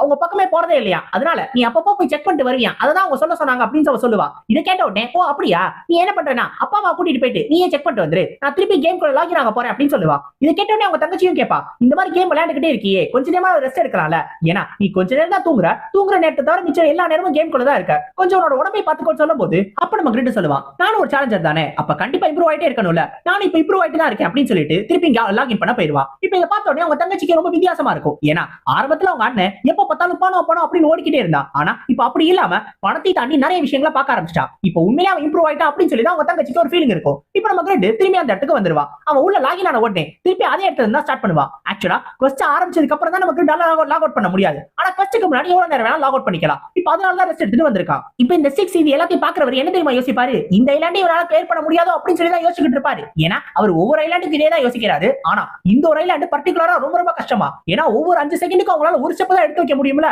அதனால ரொம்ப ரொம்ப கான்சென்ட்ரேஷனோட இருக்கிறவங்களால மட்டும் தான் இந்த ஒரு ஐலாண்டை கம்ப்ளீட் பண்ண முடியும். ஆனா நம்ம கிட்ட இதுக்கு முன்னாடி ரொம்ப அவசரப்பட்டு தான் எல்லாத்தையும் முடிச்சான். அதனால இதுலயே அவசரப்பட்டானா கண்டிப்பா அவசரத்துருவான், கண்டிப்பா இந்த ஐலாண்டை அவனால கம்ப்ளீட் பண்ணவே முடியாது அப்படின்னு சொல்லி ஒரு யோசிப்பாரு. இருந்தாலும் அவருக்கு கொஞ்சம் சட்டை சந்தேகமா தான் இருக்கும். ஏன்னா நம்ம கிட்ட ஒவ்வொரு ஐலாண்ட்லயும் ஆச்சரியப்பட்டுக்கிட்டே இருக்கானா, அதை பார்த்த உடனே இவரே நெஞ்சோலி மாத்த எடுத்து போட்டுக்குருவாரு. இப்பவே கொஞ்சம் உசாரா இருப்போம் அப்படின்னு. இருந்தாலும் அவருக்கு என்ன தோணும் அப்படின்னா, நம்ம கிரிட்டால இந்த ஐலாண்டை கம்ப்ளீட் பண்ண முடியாதோ அப்படின்னு சொல்லி அவருக்கு தோணும். இப்ப நம்ம கிட்ட இருக்கால அந்த விண்ணை பார்த்து, நீ நேரடியா அந்த ஃபைனல் இடத்துக்கு போயிரு, நான் அந்த இடத்துக்கு வந்துடுறேன் அப்படின்னு சொல்லுவான். உடனே இந்த விண்ணு கேட்கும், ஆமா நீங்க என்ன பண்ண போறீங்க அப்படின்னு. அதுவா, இது கண்ணு மட்டும் தான் வச்சு பார்க்க அப்படின்னா அடுத்தவங்களோட கண்ணுல மண்ணை தூவுறது எப்படின்றது ஐயாவுக்கு நல்லாவே தெரியும். அதனால அது ஐயாவுக்கு கை வந்த கலை நான் பாக்குறேன் அப்படின்னு சொல்லிட்டு டக்குன்னு மறைஞ்சிருவான். அதாவது கூட ஜிப்பப்பா எக்யூப் பண்ணிடுவான். இதை பார்த்த உடனே அந்த விண்ணுக்கு அதிர்ச்சி. ஆனா இன்னொரு பக்கம் நம்ம 6க்கு நெஞ்சே வலிக்க ஆரம்பிச்சிடும். ஐயோ இப்பதான் மெடிசன் போட்டேன் ஆனால் நெஞ்சு வலிக்குதே அப்படின்னு பாரு. ஏன்னா நம்ம கிட்ட ஆச்சரியத்துக்கு மேல ஆச்சரியமா கொடுத்துக்கிட்டே இருக்கான். அதுவும் மறைஞ்சு போவோம் அப்படின்றத அவர் எதிர்பார்க்கவே இல்ல. இன்னொரு பக்கம் நம்ம கிட்ட இந்த இரவு நேரத்துல வாக்கிங் போறது எவ்வளவு அற்புதமா இருக்கு அப்படின்ற மாதிரி வாக்கிங் போக ஆரம்பிச்சிருவான். நம்ம கிட்ட முக்காவாசி ஐலாண்ட்ல வாக்கிங் போயே கம்ப்ளீட் பண்ணிடுறான். இப்போ இதை பார்த்த உடனே நம்ம 6க்கு இன்னும் நெஞ்சு வலிக்க ஆரம்பிச்சிடும். அவருக்கு நெஞ்சு வலிக்கிறதெல்லாம் தாண்டி அவர் இந்த மாதிரி ஒரு ஆளுக்காக தான் வெயிட் பண்ணிக்கிட்டு இருந்தாரு. சோ கண்டிப்பா இவனை பார்த்தே ஆகணும், எக்காரணத்தை கொண்டு அதுக்குள்ளே போயிடக்கூடாது, எப்படியாவது இவனை மீட் பண்ணியே ஆகணும் அப்படின்னு சொல்லி யோசிச்சுட்டு இருப்பாரு. இப்ப நம்ம கிட்ட இதை ஈஸியா கம்ப்ளீட் பண்ணிட்டானா அடுத்து 21வது ஐலாண்டுக்குள்ள வருவான். உள்ள நுழைஞ்ச உடனே மொத்தமா புகமூட்டமா இருக்கும். என்ன புகமூட்டமா இருக்கு, இப்பதான் பங்குனி வெயில் பள்ளக்காரிக்கிட்டு இருந்துச்சு, அதுக்குள்ளே பனியூட்டம் ஆயிடுச்சு. ஒருவேளை இந்த பனிக்குள்ள இருந்து ஏதாவது சனி வருமோ, என்ன இருக்கும் அப்படின்னு சொல்லி யோசிச்சுக்கிட்டே இருப்பான். டக்குன்னு பார்த்தா நம்ம கிட்ட நடந்துகிட்டே இருக்க போது டக்குன்னு எதுவே போய் மோதிடுவான். என்னன்னு பார்த்தா ஒரு பெரிய பம்கின் மண்டை வச்ச ஒரு வண்டி வந்து நிக்கும். இதோட பேரு சேலஞ்சர் ஷாப். ஆக்சுவலா இந்த ஒரு ஐலாண்டு பேரு ஃபாக் ஐலாண்டு. இந்த ஒரு ஐலாண்டு ரேண்டமா அப்பப்ப வருமா. இந்த ஒரு ஐலாண்டுல மட்டும் தான் சேலஞ்சர் ஷாப்பை உங்களால விசிட் பண்ண முடியும். இந்த சேலஞ்சர் ஷாப் இருக்குல்ல, இதுல தான் உங்களோட சேலஞ்சர் பாயிண்ட்ஸ் எல்லாத்தையும் உங்களால யூஸ் பண்ண முடியும். ஆனால் இந்த ஒரு ஐலாண்டை பார்க்கிறது ரொம்ப ரொம்ப ரேண்டமான ஒரு விஷயம். ஆக்சுவலா இந்த ஒரு ஐலாண்டு ரேண்டமா ஒரு சில பேருக்கு முன்னாடியே கூட வரலாம், இல்ல ஒரு சில பேருக்கு லேட்டா கூட வரலாம், ஏன் ஒரு சில பேருக்கு வராம கூட போகலாம். அந்த வராம போனது வேற யாரும் கிடையாது, கிராவுகள் தான். கிராவுகள் 30 ஐலாண்டே பார்த்திருக்கான். ஆனா 30 ஐலாண்ட்லயும் ஒரு ஐலாண்டுக்குள்ள அவனுக்கு சேலஞ்சர் ஐலாண்டே கிடையாது. நம்ம கிட்ட மாதிரியே ஒரு அன்லக்கி பிறவியா இருப்பான் போல. இப்போ இந்த வின்னு சொல்லு, நீங்க சீக்கிரமா போய் சூஸ் பண்ணுங்க, ஏன்னா ஏன்னா இந்த சேலஞ்சர் ஷாப் வெறும் 5 நிமிஷம் மட்டும் தான் ஓபன்ல இருக்கும் அப்படின்னு. ஆக்சுவலா இந்த சேலஞ்சர் ஷாப்ல மொத்தம் 4 ஐட்டம்ஸ் மட்டும் தான் இருக்கும். ஒன்னு ஒரு போர்ட்டல் ஸ்க்ரோல், இது டைரக்டா ஈஸ்டர்ன் கான்டினென்ட்க்கு உங்களை கூட்டிட்டு போயிடும். ரெண்டாவது ஒரு எலிக்ஷன், மூணாவது ஜாபை சேஞ்ச் பண்றதுக்கான ஒரு புக், நாலாவது ஸ்கில்ஸை கத்துக்கிறதுக்கான புக்ஸ். ஆக்சுவலா 20வது ஐலாண்ட ரீச் பண்றதுக்கு முன்னாடியே மொத்தம் 6 பேருக்கு இந்த ஃபாக் ஐலாண்ட் முன்னாடியே கிடைச்சிருக்கு. அவங்க எல்லாருமே இந்த போர்ட்டல் ஸ்க்ரோல் தான் சூஸ் பண்ணிருக்காங்க. ஏன்னா அந்த அளவுக்கு ரொம்ப ஃபேமஸான ஐட்டமா. அவங்க எல்லாருமே இந்த 6 பார்த்தாங்க அப்படின்னா இந்த 6 அதை ஃப்ரீயா கொடுப்பான். இருந்தாலும் இது எல்லாத்தையும் சூஸ் பண்ணிட்டு அப்படியே இந்த ஐலாண்ட்ல இருந்து அவங்க கலந்துட்டு போயிட்டாங்க. நம்ம கிராவல் ஒரே ஒருத்த மட்டும் தான் இந்த 29வது ஐலாண்ட ரீச் பண்ணி இந்த 6 கிட்ட இந்த இன்ஃபர்மேஷனை கேட்டு தெரிஞ்சுக்கிட்டான். சோ அப்படி பார்த்தா மொத்தம் 7 பேர் தான் ஈஸ்டர்ன் கான்டினென்ட்க்கு போறதா சொல்ல வருவாங்க. ஆனாலும் நம்ம 6 என்ன சொல்லிருப்பானா மொத்தம் 10 பேர் போனதா சொல்லிருப்பான். மேபி டிரான்ஸ்லேஷன் எரரா என்னன்றது எனக்கு தெரியல, கன்ஃபார்ம் பண்ணி சொல்றேன். அடுத்து நமக்கு இந்த எலிக்ஷர் தான் பாப்பா. இந்த எலிக்ஷர் இருக்குல, இதோட சேலஞ்சர் பாயிண்ட்ஸோட விலை 250 சேலஞ்சர் பாயிண்ட்ஸ். இப்போ நம்ம கிட்ட 900 சேலஞ்சர் பாயிண்ட்ஸ் தான் இருக்கும். சோ அதை வச்சு மொத்தம் 3 தான் வாங்க முடியும். ஆனா இருந்தாலும் இந்த எலிக்ஷர் ஒருத்தவங்களோட ஒரு ஸ்டார்ட்டா பெர்மனன்ட்டா 10 பாயிண்ட்ஸ் இன்கிரீஸ் ஆகும். சோ நம்ம கிட்ட இது நல்ல விஷயம் தான். இருந்தாலும் இது ரொம்ப காஸ்ட்லியா இருக்கு அப்படின்னு சொல்லி யோசிப்பான். இப்போ அடுத்து இருக்கதா பாப்பா. அடுத்து இருக்கிறது அந்த ஜாப் சேஞ்ச் பண்ணக்கூடிய புக்ஸ். அதுல எல்லாமே ரேரான ஜாப்ஸ்க்கான புக்கா இருக்கும். ஆக்சுவலா நம்ம கிட்ட இருக்கால, அவன் ஒரு வருஷத்துக்கு முன்னாடி இந்த கேம்ல யார்கிட்ட கேட்டிருந்தாலும் கண்டிப்பா இதை தான் சூஸ் பண்ணிருப்பாங்க. ஏன்னா அப்ப ஜாப் தான் ரொம்ப ரொம்ப முக்கியமா இருந்துச்சு. ஆனா இப்ப அப்படி கிடையாது. ஏன்னா நிறைய பேர் இப்ப ஹிடன் டைப் கிளாஸ் வச்சிருக்காங்க. சோ அந்த ஒரு காரணத்தால இதெல்லாம் அவுட் ஆஃப் ஃபேஷனுக்கு போயிடுச்சு. இப்போ நம்ம கிட்ட கடைசியா இருக்கக்கூடிய ஸ்கில் புக்ஸா பாப்பான். ஆக்சுவலா ஸ்கில் புக்ஸுமே பாயிண்ட்ஸ் அதிகமா தேவைப்படுது. இருந்தாலும் நம்ம கிட்ட நிறைய ஸ்கில்ஸ் ஏற்கனவே இருக்கு. அவன் லெஜெண்டரியான ஸ்கில்ஸே வச்சிருக்கான். அதனால இதெல்லாம் தேவைப்படாது அப்படின்னு சொல்லி தான் யோசிப்பான். ஆனா அதுல இருக்கக்கூடிய ஒரே ஒரு ஸ்கில் அவனுக்கு ரொம்ப ரொம்ப பிடிச்சிருக்கும். முக்கியமா அந்த ஒரு ஸ்கில் புக் தான் அவன் பாத்துக்கிட்டே இருப்பான். அது என்ன தெரியுமா? வெப்பன் மாஸ்டரிக்கான ஸ்கில் புக். இது நார்மல் ரேட்டிங்ல இருக்கக்கூடிய வெப்பன் மாஸ்டரிக்கான ஸ்கில்ல மட்டும் தான் கொடுக்கும். இருந்தாலும் நமக்கு இது ரொம்ப ரொம்ப யூஸ்ஃபுல்லா இருக்கும். ஏன் அப்படின்னா நம்ம கிட்ட எல்லா வெப்பன்ஸையுமே யூஸ் பண்ண முடியும். ஏன்னா ஒரு லெஜெண்டரியான பிளாக் ஸ்மித்ல அதனால எல்லா வெப்பன்ஸையும் அவனால ஹேண்டில் பண்ண முடியும். ஆனா பிரிசிஷனோட யூஸ் பண்ண முடியாது. அதாவது அந்த வெப்பன்ஸ்க்கான ஃபுல் பொட்டன்ஷியல் அவனால யூஸ் பண்ண முடியாது. சோ அப்படி பார்க்கும்போது இது நம்ம கிரிட்டுக்கு ரொம்ப ரொம்ப ஹெல்ப்ஃபுல்லா இருக்கும். நம்ம கிரிட்டால ஏற்கனவே எல்லாத்தையும் ஹேண்டில் பண்ண முடியும். இப்ப இது எப்படி ஹேண்டில் பண்றது அப்படின்றது கத்துக்கிட்டானா நம்ம கிரிட்டுக்கு இதான் பெர்ஃபெக்ட்டான ஒண்ணா இருக்கும். ஆனா இதுல பிரச்சனையே என்ன தெரியுமா? இந்த வெப்பன் மாஸ்டர் ஸ்கில் புக்க நம்ம கிரிட் வாங்கணும் அப்படின்னா அதுக்கு 6000 சேலஞ்சர் பாயிண்ட்ஸ் கொடுக்கணும். ஆனா நம்ம கிட்ட 900 சேலஞ்சர் பாயிண்ட்ஸ் மட்டும் தான் இருக்கும். டேய் ஏன்டா இது இவ்வளவு எக்ஸ்பென்சிவா இருக்கு? என்னடா இது கொள்ளை அடிக்கிறீங்க அப்படின்னு சொல்லி கேட்பான். அப்ப இந்த வின்னு சொல்லும், ஆக்சுவலா இதுதான் இருக்கிறதே அந்த ஸ்கில் புக்ல ரொம்ப ரொம்ப சூப்பரான ஒரு ஸ்கில். நீ என்னதான் நார்மல் ரேட்டிங்ல இருந்தாலும் இத வாங்க அப்படின்னு சொல்லி தான் எல்லாரும் யோசிப்பாங்க. அதனால கண்டிப்பா இது விலை கூட தான் இருக்கும் அப்படின்னு. இப்போ நம்ம கிரிட்டுக்கு இது ஷாப் வேற க்ளோஸ் ஆக போதா, இப்போ என்ன சூஸ் பண்றது அப்படின்னு சொல்லி யோசிச்சுட்டு இருப்பான். அப்ப வின்னு கிட்ட கேட்பான், ஏ பக்கி திருப்பி இந்த ஷாப் வருமா, எப்பயாவது வருமா அப்படின்னு சொல்லி கேட்கும்போது அது எப்ப வேணாலும் வரலாங்க, ரேண்டமா வரலாம், ஏன் நீங்க 30 தாண்டி கூட பார்க்கலாம், எனக்கே அது தெரியாது அப்படின்னு சொல்லிரும். ஆமா உனக்கு என்னதான் தெரிஞ்சிருக்கு, இது மட்டும் தெரிஞ்சிருக்கிறதுக்கு இப்ப நமக்கு வேற வழியே கிடையாது. நம்மளோட கோல் 6000 சேலஞ்சர் பாயிண்ட்ஸ் சேர்க்கிறது அப்படின்னு சொல்லி நம்ம கிரிட் முடிவு பண்ணிடுவான். ஏன் அப்படின்னா கண்டிப்பா அடுத்த தடவை இந்த சேலஞ்சர் ஷாப் ஓபன் ஆகும் போது நம்ம கிரிட் கண்டிப்பா அந்த வெப்பன் மாஸ்டர் ஸ்கில் புக்க வாங்கியே ஆகணும். சோ அதுக்கு இந்த 6000 சேலஞ்சர் பாயிண்ட்ஸ் சேர்க்கணும். எல்லா இடத்தையும் தேடி எப்படியாவது 6000 சேலஞ்சர் பாயிண்ட்ஸ் நான் சேர்த்து தீர வேண்டாம் அப்படின்னு சொல்லி ஒரு முடிவோட இருப்பான். அப்ப அந்த வின் இன்னொரு விஷயத்தை ஞாபகப்படுத்தும். அது என்ன அப்படின்னா இப்ப நம்ம கிரிட் 21ல இருக்கான். சோ 25 அவன் தாண்டிட்டான் அப்படின்னா நம்ம கிரிட்டால 6 பார்க்க முடியல. சோ முடிஞ்ச அளவுக்கு சீக்கிரமா போய் 6 பார்ப்போம் அப்படின்னு சொல்லிட்டு அது சொல்லும். நம்ம கிரிட் இன்னும் வேகமா அந்த ஐலாண்ட்ஸை கிளியர் பண்ண முடிவு பண்ணுவான். இருக்கிற எல்லாத்தையும் யூஸ் பண்ணுவான். நோயி ராண்டி கார்டான்ஸ் எல்லாத்தையும் யூஸ் பண்ணி ஐலாண்ட்ஸ் எல்லாத்தையும் சூப்பரா கிளியர் பண்ணுவான். இப்ப 4 நாள் கழிச்சு காட்டுவாங்க அங்க 25வது ஐலாண்ட்ல இந்த 6 வெயிட் பண்ணிட்டு இருப்பாரு. ஆக்சுவலா இந்த 6 இருக்கார்ல இவர் 25ல இருந்து 29க்குள்ள எங்க வேணாலும் வரலாம். இருந்தாலும் நம்ம கிரிட்ட மீட் பண்ணியே ஆகணும் அப்படின்ற ஒரு ஆர்வத்துல 25க்கு கிளம்பி வந்துட்டாரு. ஆக்சுவலா இவருக்கு நம்ம கிரிட் தான் அந்த பேக்கோட சக்சஸர் அப்படின்றது தெரிய வந்திருக்கு. அந்த ஒரு காரணத்தால நம்ம கிரிட்டுக்காகவே வெயிட் பண்றாரு. ஏன்னா அவர் இத்தனை நாளா வெயிட் பண்ணக்கூடிய அந்த ஒரு சேலஞ்சர் நம்ம கிரிட் தானோ அப்படின்னு சொல்லி யோசிக்க ஆரம்பிச்சிட்டாரு. இப்போ ஒரு ஆவலோட அப்படியே அந்த ஐலாண்ட பாத்துக்கிட்டே இருப்பாரா. அந்த நேரத்துல நம்ம கிரிட் கரெக்டா கீழ இருந்து அப்படியே மேல வருவான். வந்துட்டேன், ஒரு வழியா 25வது ஐலாண்ட ரீச் பண்ணிட்டேன். இந்த ஐலாண்டோட ஆப்ஜெக்டிவ் நீதானா, உன்னை தப்படிச்சா சேலஞ்சர் பாயிண்ட்ஸ் கிடைச்சிருமா, சேலஞ்சர் பாயிண்ட்ஸ் கொடுடா அப்படின்னு சொல்லி நம்ம கிரிட் ஒரு டெரர் ஃபேஸ் வச்சுக்கிட்டு அவர் பாத்துக்கிட்டே வருவானா. டக்குன்னு பார்த்தா அந்த ஆள் மேக்கப் போட்டு கீழே விழுந்துருவாரு. அந்த ஆளுக்கு ஏற்கனவே வீக்கான ஹட்டா இதை அவர் மொத்தமா பயந்து மொத்தமா கீழே விழுந்துருவாரு. அப்போட்டே இந்த வின்னு கேட்கும், ஏங்க அவரை எங்க பயமுறுத்துறீங்க, அவர் தான் 6 அப்படின்னு. என்ன 6ஆ, இதெல்லாம் முன்னாடியே சொல்றது இல்லையா, ஏப்பா இதெல்லாம் லேட்டாவா சொல்லுவீங்க, 6 கொஞ்சம் எந்திரிங்களே, நீங்க வந்து எனக்கு அந்த இன்ஃபர்மேஷனை கொடுக்கணும்னு பார்த்தா அந்த ஆள் மேக்கப் போட்டு மொத்தமா நொரத்தல ஆரம்பிச்சிடும். இப்போ நம்ம கிரிட்டுக்கு இந்த 25வது ஐலாண்ட்லயே ஒரு குவெஸ்ட் வரும். அது என்ன அப்படின்னா அது ஒரு ஹிடன் குவெஸ்ட் தான். இந்த 6 காப்பாத்தணும். ஆக்சுவலா இந்த 6க்கு ஏற்கனவே வீக்கான ஹாட்டா இவன் இந்த கிரிட் வேற தொடர்ச்சியா அதிர்ச்சி கொடுத்துக்கிட்டே இருந்தால அதனால அவரோட கண்டிஷன் மோசமாயிடுச்சு. இப்போ நம்ம கிரிட் மட்டும் ஹார்ட் மெடிசனை செஞ்சு இவருக்கு கொடுக்கல அப்படின்னா மொத்தமா போய் சேர்ந்துருவாரு. நம்ம கிரிட் செய்ய வேண்டிய அந்த ஹார்ட் மெடிசன் இருக்குல்ல அதோட பேரு எல்ஃப் எலிக்ஷர். நம்ம கிரிட்டுக்கு இந்த எல்ஃப் அப்படின்ற அந்த பேர் இருக்குல்ல அதான் ரொம்ப ஆச்சரியமா இருக்கும். ஏன்னா இந்த 6 உண்மையிலே ஒரு எல்ஃப். இந்த கேமை பொறுத்த வரைக்கும் இப்பதான் முத முறையா எல்ஃப் ஒன்னு இன்ட்ரோடியூஸ் பண்றாங்க. அப்போட்டு இந்த வின்னும் கேட்கும், மிஸ்டர் சேலஞ்சர் எப்படியாவது இவரை காப்பாத்திருங்க அப்படின்னு. எப்படி காப்பாத்துறது அவர் தான் சொல்லணும், எனக்கும் தெரியாது அப்படின்னு சொல்லிட்டு அவர் கேட்கும்போது நம்ம 6 முழங்க ஆரம்பிச்சிருவாரு. ஐயோ முழங்க ஆரம்பிச்சானே, இதுவும் பேச மாட்டானே, 6 எப்படி காப்பாத்துறது நீயே சொல்லிறியா அப்படின்னு சொல்லிட்டு நம்ம கிரிட் யோசிச்சுட்டு இருப்பா. இப்போ நம்ம கிரிட்டுக்கு என்ன பண்றதுனே தெரியாது. ஆக்சுவலா அது ஒரு ஹிடன் கொஸ்ட், சோ கம்ப்ளீட் பண்ணியே ஆகணும். சோ நம்ம கிட்ட வேற வழியே இல்லாததுனால அவனோட கிரேட் டாட் ஸ்வாட் இருக்குல அதை வெளில எடுத்து இப்போ நம்ம ஸ்டிக்ஸா கேரக்டர் அனாலிசிஸ் பண்ண ஆரம்பிச்சிடுவா. அப்பதான் அவனுக்கு தெரிய வரும் இவர் 881 வயசான ஒரு மேல் ஹை எல்ஃப். நார்மலா எல்ஃப் எல்லாருமே ரொம்ப நாள் உயிர் வாழ்வாங்க, அதுலயும் முக்கியமா ஹை எல்ஃப் இன்னும் ரொம்ப நாள் உயிர் வாழ்வாங்க. ஆனா அப்படி இருந்து கூட இவருக்கு இந்த மாதிரியான ஒரு நிலைமை வந்ததுக்கான காரணம் இவர் வேர்ல்டு ட்ரீயை பாதுகாத்துக்கிட்டு இருக்கும் போது அப்ப டிராகன் ரைடர்ஸ் ஒருத்தவங்க வந்திருக்கானுங்க, அவனுங்களை கோவப்படுத்திட்டாரா. சோ அந்த ஒரு காரணத்தால அவனுங்க ஏதோ சாபம் கொடுத்துட்டானுங்க போல, அதனாலதான் இவருக்கு இந்த ஒரு நோய். அப்ப நம்ம கிரிட்டும் கேட்பான், வேர்ல்ட் ட்ரீனா ஸ்பிரிட் ஃபாரஸ்ட் தானே, அங்கதானே இருக்கணும், மனுஷன் இங்க என்ன பண்றாரு அப்படின்னு. அப்ப அந்த விண்டா சொல்லும், ஆக்சுவலா அந்த நோயில இருந்து குணமாக்கணும் அப்படின்றதுக்காக இந்த இடத்துக்கு வந்திருக்காரு. ஆனா இங்க வந்து கூட அவரால் குணமாக்க முடியல, அதுக்கு பதிலா ஒரே ஒரு மருந்து மட்டும் கண்டுபிடிச்சிருக்காரு. சோ இந்த ஒரு மருந்து அவர் சாப்பிட்டாரு அப்படின்னா அவரோட கண்டிஷன் கொஞ்சம் மோசமாகாம இருக்கும். கொஞ்சம் கொஞ்சமா நாள் தள்ளி போட்டுக்கிட்டே போனாரு. இது ஒரு ஃபர்ஸ்ட் எய்ட் மாதிரி தான். இப்ப பக்கத்துல ஒரு தென்னை மரம் இருக்கா, அந்த தென்னை மரத்துல நீல கலர் தேங்காய் இருக்கும். அந்த தேங்காயோட தண்ணியில வேர்ல்ட் ட்ரீயோட லீவ்ஸை போட்டு அதை கொடுத்தா மட்டும் தான் இவரால பழைக்க முடியும். இப்ப அந்த வேர்ல்ட் ட்ரீயோட லீவ்ஸ் அவரோட சட்ட பாக்கெட்லயே வச்சிருப்பாரு. அதை எடுத்து நமக்கு அந்த தேங்காய் தண்ணியில கலந்துருவானா, கலந்த உடனே இந்த எல்ஃப் எலிக்ஸிர் உருவாயிரும். இதை யார் வேணாலும் உருவாக்கலாம், உருவாக்குறதுமே ரொம்ப ரொம்ப ஈஸி தான். ஆனா இது எல்லா அப்நார்மல் எஃபெக்ட்ஸ்ல இருந்துமே ஒருத்தவங்களை குணப்படுத்தும். இப்ப இது மட்டும் நம்ம கிட்ட ஒருவேளை அந்த எல்ஃப் எலிக்ஸிரோட சண்டை போடும்போது இருந்துச்சு அப்படின்னா கண்டிப்பா மத்தவங்க எல்லாருக்கும் இதை கொடுத்து நம்ம கிட்ட அந்த சண்டையில ரொம்ப ஈஸியாவே ஜெயிச்சிருப்பா. ஆனா நம்ம கிட்ட ஒரு பிரச்சனை இருக்கு, அந்த நீல கலர் தேங்காயும் அந்த வேர்ல்ட் ட்ரீயோட லீவ்ஸும் கிடைக்கிறது ரொம்ப கஷ்டம். சோ நம்ம கிட்ட அது கிடைச்சா நல்லா இருக்கும் அப்படின்னு சொல்லி யோசிச்சுட்டு இருப்பா. இப்ப இந்த மருந்து அவர்கிட்ட கொடுத்த உடனே அவர் கொஞ்சம் கொஞ்சமா நார்மல் கண்டிஷனுக்கு வர ஆரம்பிச்சிருவாரு. இந்த கேமை பொறுத்த வரைக்கும் இந்த எல்ஃப் யாருமே நன்றியை மறக்கவே மாட்டாங்களா, அதாவது செஞ்ச உதவியை மறக்கவே மாட்டாங்க. சோ அந்த ஒரு காரணத்தினால நம்ம கிட்ட இப்ப காப்பாத்தணும் அப்படின்றதுனால நம்ம கிட்ட காலத்துக்குமே ஒரு நன்றியோட இருப்பாராம். சோ அது மட்டும் இல்லாம இப்ப நம்ம கிட்ட அவர் யார் அப்படின்றதையும் சொல்லிடுவாரு. நம்ம கிட்ட தன்னோட பேர் கிரிட்னு சொல்லி முடிச்ச உடனே நீ பேக்மாவோட சக்சஸர் தானே அப்படின்னு சொல்லி அவராவே கேட்பாரு. அதாவது நம்ம கிட்ட இந்த ஐலாண்ட்ஸ் எல்லாத்தையும் கிளியர் பண்ணும்போது நம்ம கிட்ட யூஸ் பண்ணக்கூடிய அந்த ஸ்வாட் டெக்னிக்ஸா இருக்கட்டும், அவனோட அந்த ஆர்டிஃபேக்ட்ஸா இருக்கட்டும், ஏன் அவன் பண்ணக்கூடிய அந்த பிளாக் ஸ்மித்திங் கேப்பபிலிட்டிஸா இருக்கட்டும், இது எல்லாத்தையும் வச்சு பார்க்கும்போது பேக்மா மட்டும் தான் அவருக்கு ஞாபகம் வராராம். சோ அந்த ஒரு காரணத்தால தான் இது பேக்மாவோட சக்சஸரா தான் இருக்கணும் அப்படின்னு சொல்லி புரிஞ்சுக்கிருப்பாரு. இதை பார்த்த உடனே நம்ம கிட்டக்குமே ரொம்ப ஆச்சரியமா இருக்கும், இதுல இருந்தே கண்டுபிடிச்சாரு அப்படின்னு. அப்ப நம்ம கிட்ட ஒரு விஷயத்தை பத்தி கேட்பான். ஆக்சுவலா ஒரு மேக்கப் போடும்போது கரெக்டா கண்டாமினேட்டட் ஹால் ஆஃப் ஃபேம் அப்படின்னு ஒரு விஷயத்தை பத்தி சொல்லியிருப்பாரு. அது என்ன அப்படின்னு சொல்லி நம்ம கிட்ட கேட்பான். ஆக்சுவலா இந்த பெகன் ஆர்கிபெலகோ இருக்குல்ல, இதோட உண்மையான பேரு ஹால் ஆஃப் ஃபேம். இங்க வரக்கூடியது நம்ம கிட்டோட டெஸ்டினி மாதிரி கூட எடுத்துக்கலாம். ஏன் அப்படின்னா லெஜெண்டரி கிளாஸஸ்க்கு இந்த ஹால் ஆஃப் ஃபேம் வந்து அடையிறது ஒரு காமனான அட்வான்ஸ்மெண்ட் ஃபர்ஸ்ட் மாதிரி, அது எல்லா லெஜெண்டரி கிளாஸுமே பண்ணணும். ஆனா இப்ப நம்ம கிட்ட இங்க வந்துட்டால இது உண்மையான ஹால் ஆஃப் ஃபேம் கிடையாது, இப்ப இது கண்டாமினேட்டட் ஹால் ஆஃப் ஃபேம். அந்த ஒரு காரணத்தால நம்ம கிட்ட இது ஒரு ஹிடன் கொஸ்டா மாறிடும். ஆக்சுவலா இந்த ஹால் ஆஃப் ஃபேம் எந்த மாதிரியான இடம் அப்படின்னா இதுக்கு முன்னாடி இருக்கக்கூடிய லெஜெண்ட்ஸ் இருக்காங்கல்ல, அவங்க எல்லாருமே அவங்களோட ஸ்ட்ரென்த் இந்த ஒரு இடத்துல தான் விட்டுட்டு போயிருப்பாங்க. ஆக்சுவலா அவங்களோட அச்சீவ்மெண்ட்ஸ் எல்லாத்தையுமே இந்த இடத்துல தான் விட்டுட்டு போயிருப்பாங்க. அது எதுக்காக அப்படின்னா ஃபியூச்சர் ஜெனரேஷன்ல வரக்கூடிய லெஜெண்ட்ஸ் எல்லாரும் இதை பார்த்து அவங்களோட ஸ்ட்ரென்த் எடுத்துக்கணும், அதுல இருந்து கத்துக்கணும் அப்படின்றதுக்காக. இதனால தான் நம்ம கிட்ட இங்க வந்தது டெஸ்டினியா இருக்கும். ஏன்னா நம்ம கிட்டமே ஒரு லெஜெண்ட் தான். இப்ப இன்னொரு பக்கம் நம்ம கிட்டோட குரூப் இருக்கானுங்கல்ல, அவனுங்க திருப்பி திருப்பி வேம்பயர் சிட்டியை ஹண்ட் பண்ணிக்கிட்டே இருப்பானுங்க. திருப்பி ஹண்ட் பண்ணி முடிச்சு இன்னொரு ஒரு வேம்பயர் சிட்டிக்கு போறதுக்கு ரெடி ஆயிட்டு இருப்பானுங்க. அப்படி போகும்போது அவனுங்க எல்லாருக்குமே ரொம்ப போர் அடிக்கும். அதுலயே முக்கியமா நம்ம போன் இருக்கால, அவன் தொடர்ந்து இந்த 10ல இருந்து 15 சிட்டிஸ்குள்ளே திருப்பி திருப்பி சுத்துறது ரொம்ப போர் அடிக்குதுன்னு சொல்லுவான். அங்க பெருசா பாசஸும் இல்ல, அதுவும் இல்லாம நம்ம யூரா குரோ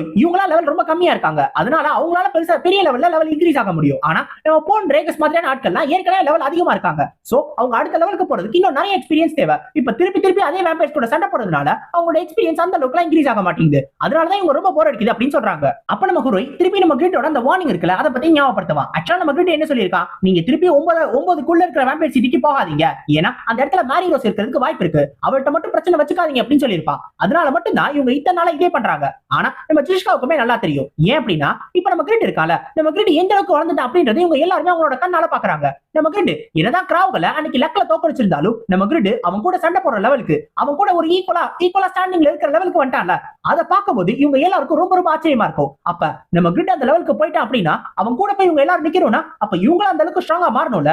அப்படி இருக்கிறப்ப பயந்துட்டு ஒண்ணுமே பண்ணாம இருந்தா நல்லா இருக்காதுல்ல. சோ நம்மளும் சேலஞ்சஸ் ஃபேஸ் பண்ணா மட்டும் தான் நம்மளால ஸ்ட்ராங்கா மாற முடியும் அப்படின்னு சொல்லி நம்ம ஜிஷுகாவே சொல்லுவா. இப்போ இதை கேட்ட உடனே நம்ம யூராவுமே இதை ஒத்துக்குருவா. ஏன் அப்படின்னா நம்ம யூராவுமே நம்ம கிரிட் சொன்னதை ஏத்துக்குருவாதான். நம்ம கிரிட் சொன்ன மாதிரி கண்டிப்பா மேரி ரோஸ் வந்தா பிரச்சனை தான். ஆனா நம்ம கிரிட் இப்ப ஸ்ட்ராங்கா மாறணும் அப்படின்னா அவனுக்கு ஹெல்ப் பண்ணும் அப்படின்னா இவங்களும் ஸ்ட்ராங்கா மாறணும். சோ அதுக்கு இவங்க இன்னொரு புது சேலஞ்சை எடுத்துக்கிட்டு தான் ஆகணும் அப்படின்னு சொல்லுவா. சோ நம்ம கிரிட்டோட நல்லதுக்காக தான் பேசுறாங்க அப்படின்னு தெரிஞ்ச உடனே நம்ம ஹீரோயுமே இதுக்கு ஒத்துக்குருவா. சோ இப்போ இவங்க எல்லாரும் ஒரே முடிவா எடுத்து இப்போ 9வது வேம்பயர் சிட்டிக்கு போகலாம் அப்படின்னு சொல்லி முடிவு பண்ணிட்டாங்க. இப்ப இனிமேல் இவங்க 9ல இருந்து அடுத்தடுத்து எல்லாத்தையும் தோக்கடிச்சு திரும்பி 1 வரைக்கும் போகலாம் அப்படின்னு சொல்லி முடிவு பண்ணிட்டாங்க. இப்ப இன்னொரு பக்கம் நம்ம கிரிட்டுமே 26ல இருந்து 29க்குள்ள இருக்கக்கூடிய ஐலாண்ட்ஸ் ரொம்ப வேகமாவே கிளியர் பண்ணிடுவான். இப்ப அவன் 29 கிளியர் பண்ண உடனே அவனுக்கு ஒரு சேவ் பாயிண்ட் ஜெனரேட் ஆயிடும். இப்ப நம்ம இனிமேல் நம்ம கிரிட் எப்பலாம் பெகன் ஆர்கிபெலகோக்கு வரானோ அப்ப வரப்பலாம் அவன் 29ல இருந்து ஸ்டார்ட் பண்ணுவான். சோ இது நம்ம கிரிட்டுக்கு ஒரு நல்ல விஷயம் தான். திருப்பி ஃபர்ஸ்ட்ல இருந்து அவன் எதுவும் பண்ண தேவையில்ல. இப்ப நம்ம கிரிட் அந்த திருப்பி அந்த கதையை பத்தி கேட்பா. அந்த ஹால் ஆஃப் ஃபேம்க்கு அப்படி என்னதான் ஆச்சு அப்படின்னு. இப்ப இவரும் அந்த கதையை இன்னும் டீடைலா சொல்ல ஆரம்பிப்பாரு. இப்ப இந்த ஸ்டிக்ஸ் என்ன சொல்லுவார் அப்படின்னா, ஆக்சுவலா 200 வருஷத்துக்கு முன்னாடி இந்த ஹால் ஆஃப் ஃபேம் உண்மையில ரொம்ப ரொம்ப அழகான ஒரு இடமா இருந்துச்சா. ஆரம்பத்துல இந்த ஐலாண்ட்ஸ் எல்லாமே ரொம்ப ரொம்ப அழகா இருக்குமா. அதுவும் இல்லாம இந்த அவுட்டர் ஐலாண்ட்ஸ் இருக்குல்ல, அந்த அவுட்டர் ஐலாண்ட்ஸ் எல்லாத்துலயுமே ஸ்டோன் டேப்லெட்ஸ் இருக்குமா. அந்த ஸ்டோன் டேப்லெட்ஸ்ல இதுக்கு முன்னாடி இருக்கக்கூடிய லெஜெண்ட்ஸ் எல்லாரும் என்னென்னலாம் பண்ணாங்க, என்ன அச்சீவ்மெண்ட்ஸ் சாதிச்சிருக்காங்க அப்படின்றத பறிச்சிருப்பாங்க. அதே மாதிரி மிடில் ஐலாண்ட்ஸ் எல்லாமே இப்ப இருக்கக்கூடிய லெஜெண்ட்ஸ்க்கு ஒரு சாங்சுரி மாதிரி இருந்துச்சா. சோ இந்த மாதிரி அழகான ஒரு பிளேஸா தான் இருந்திருக்கு. ஆனா 97 வருஷத்துக்கு முன்னாடி இந்த ஸ்டிக்ஸ் இருக்கார்ல, ப்ளூ கோகனட் எடுக்கிறதுக்காக இந்த இடத்துக்கு வந்திருக்காரு. அப்படி வந்தப்பதான் இங்க கவனிச்சிருக்காரு இந்த இடமே மொத்தமா மாறி போச்சு அப்படின்றது. இப்ப இந்த இடம் எல்லாமே மாறி போன காரணத்தினால இங்க இருக்கக்கூடிய ட்ரையல்ஸ்மே மாற ஆரம்பிச்சிருச்சு. அதாவது ஒவ்வொரு ஐலாண்டோட சேலஞ்சுமே கொஞ்சம் கொஞ்சமா மாற ஆரம்பிச்சிருச்சு. அதே மாதிரி ஒவ்வொரு ஐலாண்டுமே இன்னும் கஷ்டமாயிடுச்சு. அதுக்கப்புறம் இதை தோக்கடிக்கிறதே ரொம்ப கஷ்டமா போயிடுச்சு. இப்ப இந்த மாதிரியான ஒரு விஷயம் நடந்த காரணத்தினால அடுத்து வரக்கூடிய இந்த லெஜெண்ட்ஸ் இருப்பாங்கல்ல, அவங்களுக்கு ப்ரீவியஸ் ஜெனரேஷன்ல இருந்த லெஜெண்ட்ஸோட ஸ்ட்ரென்த் எதுவுமே முழுமையா கிடைக்காம போயிடும் அப்படின்றதுனால மட்டும்தான் நம்ம ஸ்டிக்ஸ் இங்கே தங்கி இந்த இடத்தை பியூரிஃபை பண்றதுக்கு என்ன வழி அப்படின்றத தேடிக்கிட்டு இருந்தாரு. அப்பதான் நமக்கு ஒரு டவுட் வரும், ஆக்சுவலா இவர் ஒரு லெஜெண்ட் கிடையாது. அப்படி இருக்கிறப்ப இந்த ஹால் ஆஃப் ஃபேம் பியூரிஃபை பண்ணும் அப்படின்றத இவர் எதுக்கு பண்ணும், அதுவும் இல்லாம அவரோட வாழ்க்கையே தியாகம் பண்ணி இங்க இருக்கணும் அப்படின்றதுக்கான அவசியம் என்ன அப்படின்னு சொல்லி நமக்கு கேட்பான். அப்பதான் அவர் சொல்லுவாரு, ஆக்சுவலா இந்த லெஜெண்ட்ஸ் இருக்காங்கல்ல, இவங்க எல்லாரும் தான் இந்த உலகத்தோட சமநிலையை அப்படியே சமமா வச்சுக்கிறாங்களா. ஏன் அப்படின்னா இந்த உலகத்துல அந்த ஆர்டர் அவங்க அப்படியே சமமா வச்சுக்கல அப்படின்னா அந்த மொத்த ஆர்டர் அப்படியே கொலாப்ஸ் ஆயிடும். அதுல கண்டிப்பா உலகமே அழிய ஆரம்பிச்சிடும். அதனால மட்டும்தான் இந்த ஹால் ஆஃப் ஃபேம்ல தங்கி இந்த ஹால் ஆஃப் ஃபேம் எதனால கண்டாமினேட் ஆச்சு அப்படின்றத கண்டுபிடிக்கணும்னு நினைச்சாரு. அத கடைசி ஐலாண்டுக்கு போனாதான் கண்டுபிடிக்க முடியும் அப்படின்றது அவருக்கு தோணுச்சு. ஆனாலும் ஸ்டிக்ஸால 30வது ஐலாண்டை தாண்ட முடியல. சோ அந்த ஒரு காரணத்தினால தான் இவருமே இந்த இடத்துல வெயிட் பண்றாரு. ஏதாவது ஒரு சேலஞ்சர் இங்க வந்து இது எல்லாத்தையும் கிளியர் பண்ணுவானா அப்படின்றத பாக்குறதுக்காக. அப்படிதான் வெயிட் பண்ணிக்கிட்டு இருக்கும்போது நம்ம கிரிட்ட பாத்துருக்காரு. நம்ம கிரிட்ட பார்த்த உடனே அவருக்கு ஒரு நம்பிக்கை வந்துருச்சு, கண்டிப்பா நம்ம கிரிட்டால இது எல்லாத்தையும் கிளியர் பண்ணிட முடியும், திருப்பி இந்த ஹால் ஆஃப் ஃபேம் அதோட பழைய நிலைமைக்கு கொண்டு போயிடலாம் அப்படின்னு. இப்ப நம்ம கிரிட்டுக்குமே இது ஒரு நல்ல விஷயம் தான். ஏன் அப்படின்னா இப்ப இவர் ஒரு ஃபேவரபிளா பார்த்தாரு அப்படின்னா கண்டிப்பா இந்த ஸ்டிக்ஸ் தான் கூடவே வச்சுக்கலாம்ல. அதுவும் இல்லாம ரைடனுக்கு ஒரு நல்ல அசட்டா இருப்பாரு. என்னதான் இவருக்கு இப்ப இருக்கிற நாலேஜ் பத்தி தரலைனாலும் இவருக்கு முன்னாடி இருந்த விஷயங்கள் நிறைய தெரியும். சோ இவரை லார்டுக்கு ஒரு டீச்சரா மாத்திரலாம். ஆனா அதையும் தாண்டி இப்ப நம்ம கிரிட்டோட குடும்பம் ரொம்ப பெருசாயிடுச்சு. நம்ம கிரிட் பாதுகாக்க வேண்டியவங்க நிறைய பேர் வந்துட்டாங்க. சோ நம்ம கிரிட் ஸ்ட்ராங்கா மாறினா மட்டும்தான் நம்ம கிரிட்டால அவங்க எல்லாரையும் ப்ரொடெக்ட் பண்ண முடியும். சோ அதுக்கு நம்ம கிரிட் இந்த ஐலாண்டை சேலஞ்ச் பண்ணி இந்த இடத்துல அவன் ஸ்ட்ராங்கா மாறி ஆகணும். சோ அதுக்காக இந்த ஐலாண்ட்ஸை கம்ப்ளீட் பண்ணி தான் ஆகணும் அப்படின்னு சொல்லி நம்ம கிரிட் யோசிக்க ஆரம்பிச்சிருவா. இப்ப ஒரு வழியா நமக்கு 30வது ஐலாண்டுக்குள்ள என்ட்ராவா. நம்ம கிராகுல் மாதிரியான ஒரு பிளேயர், நம்ம ஸ்டிக்ஸ் மாதிரியான ஒரு நேம்டு என்டிசியால கூட முடிக்க முடியாத இந்த ஐலாண்ட் அப்படி என்ன ஐலாண்டுன்றத பாக்குறதுக்காக தான் நம்ம கிட்ட உள்ள நுழைவா. அவ உள்ள நுழைஞ்ச உடனே டக்குனு மக்களோட எக்யூப்மென்ட் எல்லாத்தையும் புடிங்கிடுவானுங்க. புடிங்கிட்டு கையில ஒரு ஸ்வாட மட்டும் கொடுத்துருவானுங்க. நம்ம கிட்ட திருப்பி லெவல் 1க்கு போயிடுவான். என்னது லெவல் 1? நான் ஏன்டா லெவல் 1க்கு போனேன் அப்படின்னு சொல்லி நம்ம கிட்ட யோசிச்சுட்டு இருப்பான். இப்பதான் நம்ம ஸ்டிக்ஸ் ஏன் இந்த ஐலாண்டை யாராலையும் இது வரைக்கும் தாண்டவே முடியல அப்படின்றத சொல்லுவாரு. அதாவது நம்ம ஸ்டிக்ஸாலையும் தாண்ட முடியல, நம்ம கிராகுலாலையும் தாண்ட முடியல, அதுக்கு ஒரு காரணம் இருக்கணும்ல, அது என்ன அப்படின்றத சொல்லுவாரு. ஆக்சுவலா இந்த ஒரு ஐலாண்டுக்குள்ள யார் என்ட்ரானாலும் சரி, அவங்க என்ட்ரான உடனே அவங்களோட அந்த இப்ப இருக்கிற ஸ்ட்ரென்த் இருக்கும்ல, அந்த ஸ்ட்ரென்த் இந்த ஐலாண்ட் புடிங்கிருமா. புடிங்கிட்டு அவங்களுக்கு இதுக்கு முன்னாடி இந்த ஸ்ட்ரென்த்தை கொடுத்துருமா. அதாவது இன்னும் தெளிவா சொல்ல போனா இந்த ஐலாண்டோட தீம் நைட்மேர். இந்த நைட்மேர் என்ன பண்ணும் அப்படின்னா யார் ஒருத்தவங்க இந்த ஐலாண்டுக்குள்ள என்டர் ஆகுறாங்களோ அவங்களோட அந்த கஷ்டமான மிஷன் இருக்கும்ல, அவங்க வாழ்க்கையில இது வரைக்கும் ஃபேஸ் பண்ண டிஃபிகல்ட்டான ஒரு சேலஞ்ச், அந்த சேலஞ்சை திருப்பி ரீப்ளே பண்ணும். சோ அதை அவங்க கம்ப்ளீட் பண்ணும். அதுவும் அப்ப அவங்க என்ன ஸ்ட்ரென்த் வச்சிருந்தாங்களோ அதே ஸ்ட்ரென்த்தை கம்ப்ளீட் பண்ணும். அப்படி கம்ப்ளீட் பண்ணா மட்டும்தான் அவங்களால இந்த ஒரு ஐலாண்டை கிளியர் பண்ண முடியும். நம்ம சிக்ஸோட சேலஞ்ச் அந்த டிராகன் ரைடர்ஸ் திருப்பி ஃபேஸ் பண்றது. யாரால அவருக்கு அந்த சாபம் வந்துச்சோ, யாரால அவருக்கு அந்த நோய் வந்துச்சோ அவங்கள திருப்பி ஃபேஸ் பண்றது. அது அவரால் பண்ண முடியல. அதனால மட்டும்தான் இந்த ஐலாண்டை கிளியர் பண்ண முடியாம இத்தனை நாளா இங்கே இருந்தாரு. சோ நீங்க அந்த ஒரு மொமெண்ட் ஓவர் கம் பண்ணா மட்டும்தான் உங்களால இந்த ஒரு ஐலாண்டை கிளியர் பண்ண முடியும் அப்படின்னு சொல்லி நம்ம கிட்ட சொல்லுவாரு. ஆனா நம்ம கிட்ட உள்ள வந்த உடனே நம்ம கிட்ட ஒரு மாதிரி கன்ஃபியூஷனா இருக்கும். ஏன் அப்படின்னா பேக்பாவோட புக்க தேட்டால அப்பதான் நம்ம கிட்ட அதிகப்படியான சேலஞ்சஸ் ஃபேஸ் பண்ணா. சோ அந்த ஒரு காரணத்தினால அப்ப நான் லெவல் 80ல தானே இருந்தேன், அந்த இடத்துக்கு தானே போகணும். சம்பந்தமே இல்லாம நான் ஏன் லெவல் 1க்கு வந்தேன், புரியவே இல்லையே அப்படின்னு சொல்லி நம்ம கிட்ட யோசிச்சுட்டு இருப்பான். இப்ப அடுத்த நம்மளுக்கு இந்த பிரசிடென்ட் தான் காட்டுவாங்க. இப்ப இந்த பிரசிடென்ட் இருக்கார்ல, இவர் கிராவல் கிரிட் ஃபைட்ல அப்படி என்னதான் ஆச்சு அப்படின்றத தெளிவா உட்கார்ந்து பாப்பாரு. அந்த வீடியோ ஃபுட்டேஜ் பார்த்ததுக்கு அப்புறம் தான் அவருக்கு தெரிய வரும் நம்ம கிராவல் எதனால தோத்து போனா அப்படின்னு. ஏன்னா சண்டை போடுறதுக்கு முன்னாடி அவன் பேரோ கூட சண்டை போட்டான். பேரோ கூட சண்டை போடுறதுனால மட்டும்தான் இப்படி ஒரு விஷயம் தோத்து போயிருக்கான். இருந்தாலும் அவனுக்கு இந்த அளவுக்கு ஒரு சேலஞ்ச் எடுத்துக்கணுமா? ஏன்னா நம்ம பேரோ ரொம்ப ரொம்ப ஸ்ட்ராங்கான ஒரு ஆளு. அவரை போய் ஃபேஸ் பண்ணி அவன் ஸ்வாட் செண்டா மாறணும்னு நினைச்சிருக்கான் பாரு. அவனுக்கு உண்மையே சேலஞ்ச்லாம் ரொம்ப பிடிச்சிருக்கு அப்படின்னு சொல்லி யோசிப்பாரு. ஆனா அதையும் தாண்டி நம்ம பேரோ இந்த அளவுக்கு ஸ்ட்ராங்கா மாறுவான் அப்படின்னு சொல்லிட்டு இவர் எதிர்பார்க்கவே இல்லை. ஏன்னா பேரோ இருக்கால, அவன் உண்மையிலேயே இந்த அளவுக்கு ஸ்ட்ராங்கா மாற வேண்டிய ஆளே கிடையாது. இருந்தாலும் நம்ம கிரேட்டோட இன்ஃப்ளூயன்ஸ்னால மட்டும்தான் இவ்வளவு ஸ்ட்ராங்கா மாறி இருக்கான். அதுவும் இல்லாம பேரோ இருக்கால, அவன் ஏற்கனவே இருக்கக்கூடிய 9 லெஜெண்டரி கிளாஸ்ல ஒரு கிளாஸ் எடுக்கிறதுக்கு பதிலா அவனாவே ஒரு புது லெஜெண்டரி கிளாஸ் கிரியேட் பண்ணிருக்கான். இதுதான் அவருக்கு ரொம்ப ரொம்ப ஆச்சரியமா இருக்கும். இப்போ நம்ம பேரோ இருக்கால, அவன் ஒரு கேரக்டர் எதுக்காக உருவாக்கப்பட்டான் அப்படின்னா 3 முக்கியமான ஸ்டோரிக்காக மட்டும் தான் உருவாக்கப்பட்டிருக்கான். ஒன்னு எம்பரஸ் மாரியோட ஸ்டோரி, ஏற்கனவே பார்த்தோம்ல அந்த சகாரன் எம்பையரோட அந்த வில்லி. அதுக்கும் ரெண்டாவது இந்த சகாரன் எம்பையர்ல தேர்ட் பிரின்ஸ் ஒருத்தர் இருந்தால, அவன் கூட நிறைய விஷயத்துல கனெக்ட் ஆகறான்ல. சோ அவனோட ஸ்டோரிக்காகவும் மூணாவது எத்னிக் ஆலியன்ஸ் குரூப் அப்படின்னு சொல்லி ஒருத்தவங்க இருப்பானுங்க. சோ இவங்களோட ஸ்டோரிக்காக மட்டும் தான் இந்த பேரோட கேரக்டர் கிரியேட் பண்ணப்பட்டிருக்கான். ஆனா நம்ம பேரோட கேரக்டர் அவனோட அந்த லிமிட்டை மீறி ரொம்ப ரொம்ப ஸ்ட்ராங்கா மாறிட்டான். நம்ம மார்பியஸோட ப்ரெடிக்ஷனை மீறி அவன் ஸ்ட்ராங்கா மாறிட்டான். அதுக்கான காரணம் நம்ம கிரிட் தான். நம்ம கிரிட் எப்படி மிராக்கல் ஃபைல ஒரு ஆளோ அதே மாதிரி நம்ம பேரோவே ஒரு மிராக்கலா மாத்திட்டான். அதனால அதனால மட்டும் தான் நம்ம பேரோ இந்த அளவுக்கு ஸ்ட்ராங்கா மாறி இருக்கான். அப்ப நம்ம மார்பியஸ் இருக்கல, அது பிரசிடென்ட் லீக்கு ஒரு முக்கியமான நோட்டிபிகேஷன் கொடுக்கும். ஒரு முக்கியமான குவெஸ்ட் ஆரம்பிக்கப்பட்டிருக்கு அப்படின்னு. இத பார்த்த உடனே அவருக்கு ரொம்ப ஷாக்கா இருக்கும். ஏன் அப்படின்னா இந்த ஒரு குவெஸ்ட் எப்ப ஜெனரேட் ஆகும் அப்படின்னா, எப்போ ஒரு லெஜெண்டரி ஃபிகர் இந்த கண்டாமினேட்டர் ஆர்கிபெலகோல 30வது ஐலாண்ட ரீச் பண்ணுதோ அப்ப மட்டும் தான் இப்படி ஒரு குவெஸ்ட் ஜெனரேட் ஆகும். இப்போதைக்கு கேம்ல இருக்கக்கூடிய ரெண்டு லெஜெண்டரி கிளாஸ் பிளேயர்ஸ் யார் அப்படின்னா யூரா கிரிட் மட்டும் தான். சோ அப்ப யாராவது ஒருத்தர் தான் போயிருக்கணும். ஆனா நம்ம யூராவோட லெவல் ரொம்ப கம்மி. அப்ப அப்படின்னு சொல்லி அவர் கேட்கும்போது அப்ப மார்பிஸே சொல்லிரும், ஆமா உண்மையிலே அங்க போனது கிரிட் தான் அப்படின்னு. இதை கேட்ட உடனே அவருக்கே ரொம்ப ஆச்சரியமா இருக்கும். ஏன்னா இப்ப ரீசெண்டா தான் கிராவர்கள் கூட சண்டை போட்டா. ஆனா சண்டை போட்டு இன்னும் கொஞ்ச நாளே பெகன் ஆர்கிபெலகோக்கு போய் அதுக்குள்ளே 30வது ஐலாண்ட ரீச் பண்ணிட்டானா, உண்மையிலே ஆச்சரியமா தான் இருக்கு அப்படின்னு சொல்லி யோசிச்சுட்டு இருப்பாரு. ஆனா நம்ம கிரிட்டாலுமே இந்த ஒரு ஐலாண்ட கிளியர் பண்ண முடியாது அப்படின்னு சொல்லி தான் பிரசிடென்ட் லீ யோசிப்பாரு. ஏன் அப்படின்னா இவருக்குமே தெரியும் இந்த 30வது ஐலாண்ட்ல அந்த நைட் மேர திருப்பி கிரியேட் பண்ணும் அப்படின்னு. ஆனா அந்த நைட் மேர நம்ம கிரிட்டுக்கு கண்டிப்பா அவனோட லெஜெண்டரி கிளாஸ் எடுக்கிறதுக்கு முன்னாடி தான் வந்திருக்கணும். லெஜெண்டரி கிளாஸ் எடுக்கிறதுக்கு முன்னாடி நம்ம கிரிட் ரொம்ப வேஸ்டான ஒரு பிளேயரா இருந்தா. இப்போ அவனுக்கு நிறைய ஐட்டம்ஸ் இருக்கு. ஆனா அப்ப அவன்கிட்ட ஐட்டம்ஸே கிடையாது. சோ அப்ப இருக்கிற கிரிட்டால கண்டிப்பா இந்த ஒரு லெவல கம்ப்ளீட் பண்ணவே முடியாது. அவனால இந்த ஒரு ஐலாண்ட கிளியரே பண்ண முடியாது அப்படின்னு சொல்லி தான் யோசிப்பாரு. ஆனா அப்ப அந்த மார்பியஸ் இருக்குல்ல, அது உடனே பிரெடிக்ட் பண்ணி அந்த சான்சஸ் என்ன தெரியுமா சொல்லும், 88% சான்ஸ் கொடுக்கும். இதை கேட்ட உடனே அவருக்கு இன்னும் ஷாக் ஆயிடும். ஏன்னா நம்ம கிரிட்டால இதை கிளியரே பண்ண முடியாது அப்படின்னு சொல்லி தான் அவர் யோசிச்சாரு. அப்படி இருக்கிறப்ப நம்ம கிரிட்டால எப்படி கிளியர் பண்ண முடியும் அப்படின்னு சொல்லி கேட்கும்போது அப்பதான் அந்த மார்பியஸ் சொல்லும், இல்ல நான் தெளிவா ரிப்போர்ட்ஸ் எல்லாத்தையும் பார்த்துட்டேன், கண்டிப்பா கிரிட்டால இந்த ஒரு ஐலாண்ட கிளியர் பண்ண முடியும் அப்படின்னு சொல்லி அது தெளிவா ஆணித்தரமா சொல்லும். இப்ப இது எப்படி கிளியர் பண்ண முடியும், அப்படி என்னதான் ஃபர்ஸ்ட் அப்படின்னு சொல்லி கேட்டீங்கன்னா இப்ப நம்மளுக்கு ரைட் என்ன காட்டுவாங்க. அங்க நம்ம கிரிட்டோட பையன் இருக்கான லார்டு, அந்த லார்டு தவழ்ந்துகிட்டே போய் ஒரு ஃப்ளவர் பண்ணி அப்படின்னு சொல்லப்பட்ட ஒரு லெவல் 2ல இருக்கிற ஒரு முயல் இருக்கும். அந்த ஒரு முயலை அசால்ட்டா வேட்டையாடி பிடிச்சிட்டான். அதாவது ஒரு தவழ்ற பையனை தவழ்ந்து போய் ஒரு மான்ஸ்டர் வேட்டையாடிட்டான். அந்த மான்ஸ்டர் ஒரு சின்ன மான்ஸ்டர் தான். இருந்தாலும் அந்த முயல் குட்டியை வேட்டையாடுறது அவ்வளவு ஈஸி கிடையாது. அது ஒரு தவழ்ற பையனுக்கு ஈஸி கிடையாது. இருந்தாலும் அவன் அதே பண்ணிட்டால.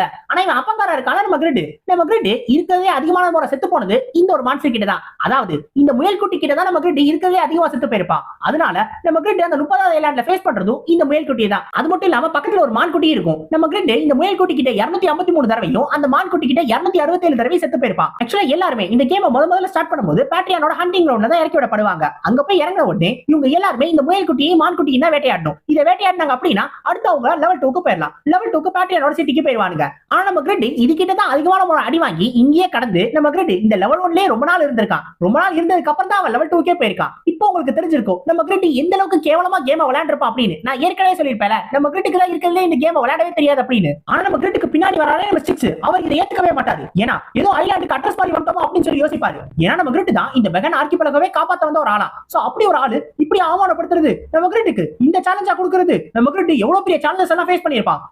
அவனுக்கு ஏத்த மாதிரி ஒரு சேலஞ்ச கொடுங்க அப்படின்னு சொல்லி அவர் பின்னாடி பேசிக்கிட்டு இருப்பாரு. ஆனா நம்ம கிரிட் முன்னாடி இருந்து யோசிப்பான், யோ தயவு செஞ்சு கொஞ்ச நேரம் வாய முடியா அப்படின்னு. ஏன்னா நம்ம கிரிட்டுக்கு ரொம்ப அவமானமா இருக்கும். நம்ம கிரிட் இந்த மாதிரியான உண்மைகள்லாம் யாருக்குமே தெரியாது, இதெல்லாம் எவனுமே தெரிஞ்சுக்க மாட்டான் அப்படின்னு சொல்லி தான் யோசிச்சான். ஆனா இந்த உண்மைகள் எல்லாம் இப்ப கொஞ்சம் கொஞ்சமா வெளில வர ஆரம்பிச்சிருச்சு. அதனாலதான் நம்ம கிரிட்டுக்கு ரொம்ப அசிங்கமா இருக்கும். அது மட்டும் கிடையாது, அடுத்தடுத்த ஐலாண்ட்லயே நம்ம கிரிட் இதே மாதிரியான விஷயங்களை தான் ஃபேஸ் பண்ணோம். அது எல்லாத்தையும் எப்படி ஃபேஸ் பண்ண போறான், அது எல்லாத்தையும் எப்படி கம்ப்ளீட் பண்ண போறான் அப்படின்றத நம்ம அடுத்த ஒரு சாப்டர்ஸ் வந்து தெரிஞ்சுக்கிறோம். சோ அடுத்த சாப்டர்ஸ்ல உங்களை சந்திக்கிற வரைக்கும் சைனோரா கைஸ், அரிகத்தோ கோசாய்மஸ்.